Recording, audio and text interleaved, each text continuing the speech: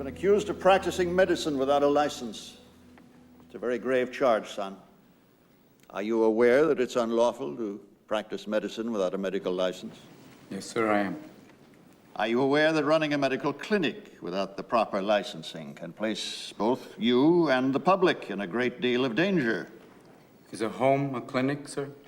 If you are admitting patients and treating them, physical location is irrelevant. Yes, sir. Will you define treatment for me?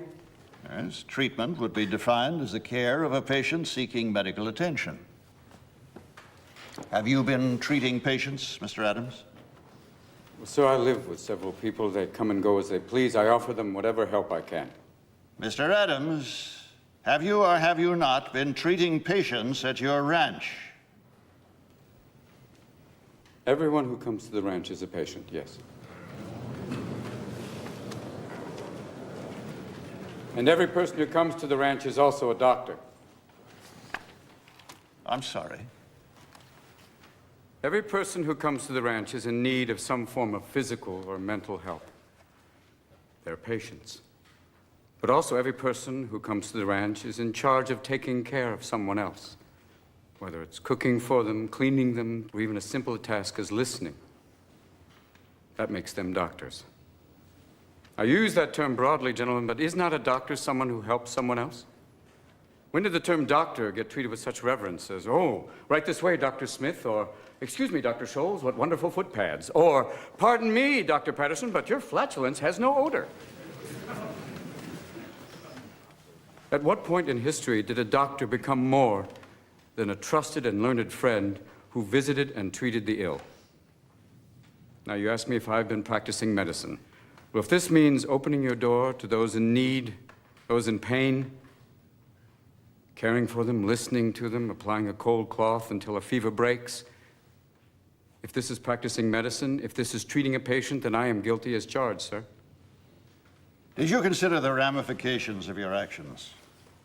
What if one of your patients had died? What's wrong with death, sir? What are we so mortally afraid of? Why can't we treat death with a certain amount of humanity and dignity and decency and, God forbid, maybe even humor? Death is not the enemy, gentlemen. If we're going to fight a disease, let's fight one of the most terrible diseases of all, indifference. Now, I've sat in your schools and heard people lecture on transference and professional distance. Transference is inevitable, sir. Every human being has an impact on another. Why don't we want that in a patient-doctor relationship? That's why I've listened to your teachings, and I believe they're wrong. A doctor's mission should be not just to prevent death, but also to improve the quality of life. That's why you treat a disease, you win, you lose. You treat a person, I guarantee you'll win, no matter what the outcome. Now here today, this room is full of medical students. Don't let them anesthetize you. Don't let them numb you out to the miracle of life. Always live in awe of the glorious mechanism of the human body. Let that be the focus of your studies and not a quest for grades, which will give you no idea what kind of doctor you will become. Mr. Adams, please turn and Don't address the wait till board. you're on the ward to get your humanity back. Start your interviewing skills now. Start talking to strangers. Talk to your friends. Talk to wrong numbers. Talk to everyone. Mr. Adams. And cultivate friendships with those amazing people standing in the back of the room. Nurses, they can teach you. They've been with people every day. They wade through blood and shit. They have a wealth of knowledge to share with you. And so do the professors you respect, the ones who are not dead from the heart up. Share their compassion. Let that be contagious. Mr. Adams, I demand that you turn and address the board. Sir, I want to be a doctor with all my heart.